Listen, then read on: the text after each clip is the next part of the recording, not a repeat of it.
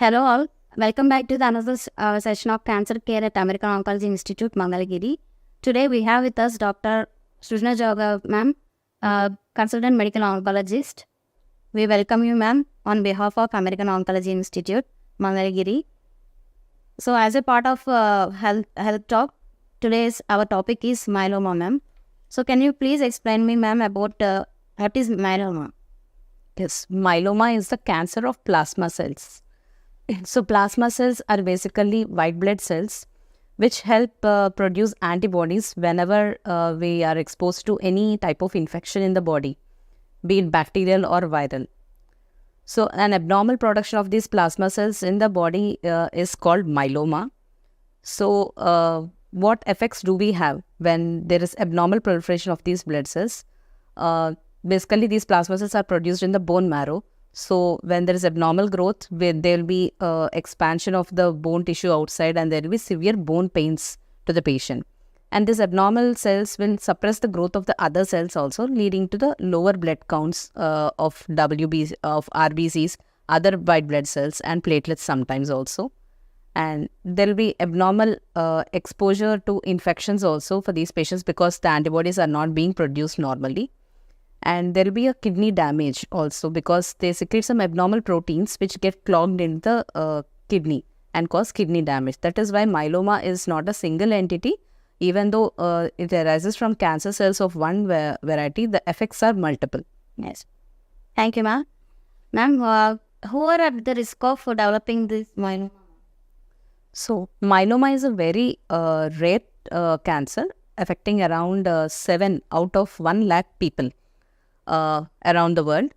So this it is usually a disease of the elderly. As age increases, there are chances for getting spontaneous mutations in the body, and patients who are more than 60 years of age or who are males and who are obese are at higher risk, along with African Americans and those who have a family history of prior first or second degree relative with multiple myeloma. They are at high risk for developing this myeloma.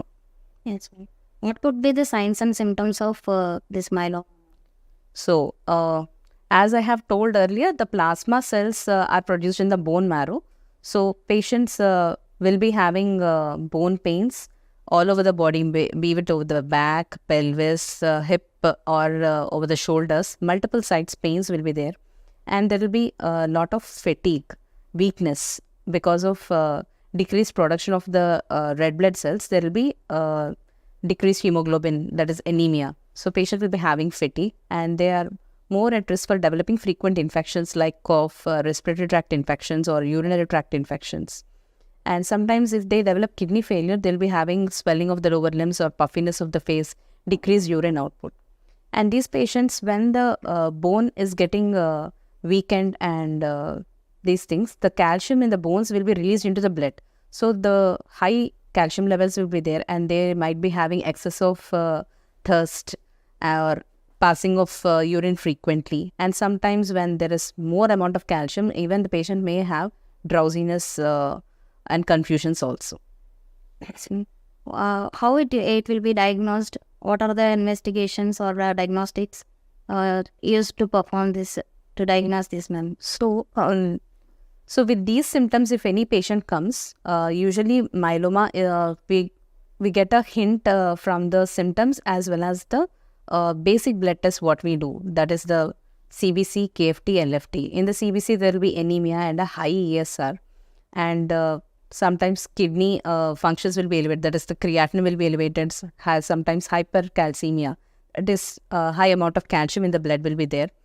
And apart from that, in the LFTs, the reversal of the albumin-globulin ratio, that is the albumin will be low and the globulin will be high in these patients because of abnormal production of the other proteins in the body.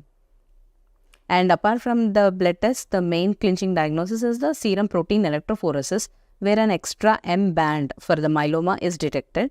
Not in all cases, in around 70 to 80% of cases, this M band will be there. In other cases, we have to do the urine protein electrophoresis, and in some rare cases, urine Benz-Jones proteins will also be there. Along with this, some free light chains tests in the blood and the urine will be done. Apart from this, there will be whole body imaging. We can get a whole MRI of the body to know which all bones are involved, or a whole body X-ray, a skeletal X-ray screening for for which all sides can be involved. Or the recent imaging is the whole body PET-CT, which can detect very small amount of bone lesions also. How many stages are there in myeloma, or how many types are there in myeloma? Yes. So, myeloma is not a single entity. So, whenever a patient is diagnosed, he should fit either into of the 4 categories. The first one is the MGUS, called the monoclonal gammopathy of unknown or undetermined significance, in which only a small amount of rise of M protein will be there, and patient may be symptomatic or asymptomatic. Only 1 to 2% of these cases will turn into myeloma, which is a cancer. So this is something like a precancerous condition, but with a very low risk of transforming into a myeloma. And the second thing is solitary plasmacytoma, in which single bone lesion will be there, in which plasma cells are increased, or single soft tissue in and around the bone, single site will be there. So patient may present like that also, and these cases are at risk for developing myeloma in around 5 to 10% cases. And the third one is patients with smoldering myeloma. In these, around 20 to 30% cases might transform to myeloma in future. So every case should be treated case on to case basis.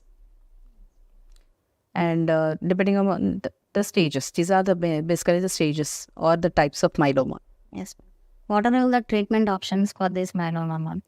So there are various treatment options, including chemotherapy, and steroids form the main backbone of therapy in myeloma in treating these cancer cells, as well as since it involves the bone. To stabilize the bone, we have the bone modifying agents, and also there are immunomodulatory drugs, immunotherapy, and the targeted therapy, and the stem cell therapy.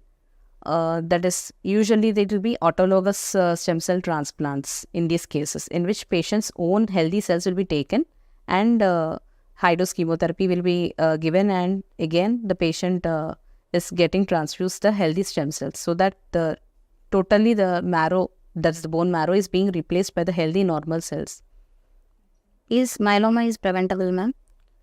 No, myeloma is not preventable. Only thing we can achieve is remission. That is the time period the patient is disease free, so that we can increase to 1, 2, sometimes 3, 4 years with the use of all these drugs and this transplants.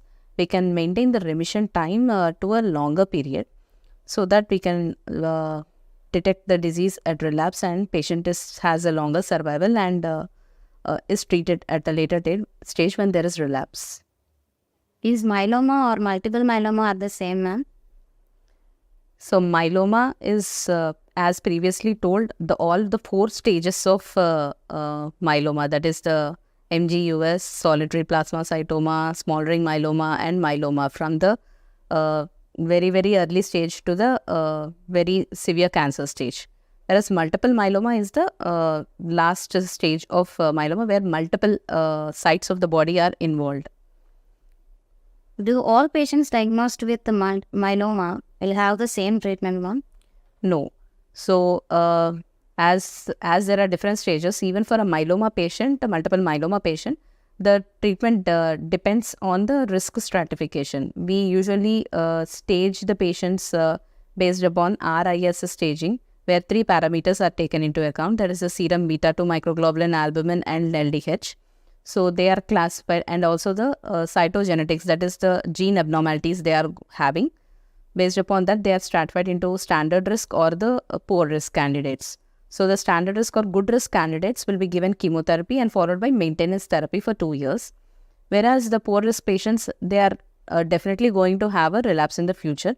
So these patients are the candidates for transplant. So after giving chemotherapy, these patients are taken for auto transplant based upon the response. Okay, ma'am. Thank you so much, ma'am. Thank you for giving great information about the myeloma, ma'am. This is the end of our session. Thank you guys for watching the live session. If you have any queries, please comment in the comment box. And if you wanted to know more about the cancer, please subscribe to our channel. And thank you.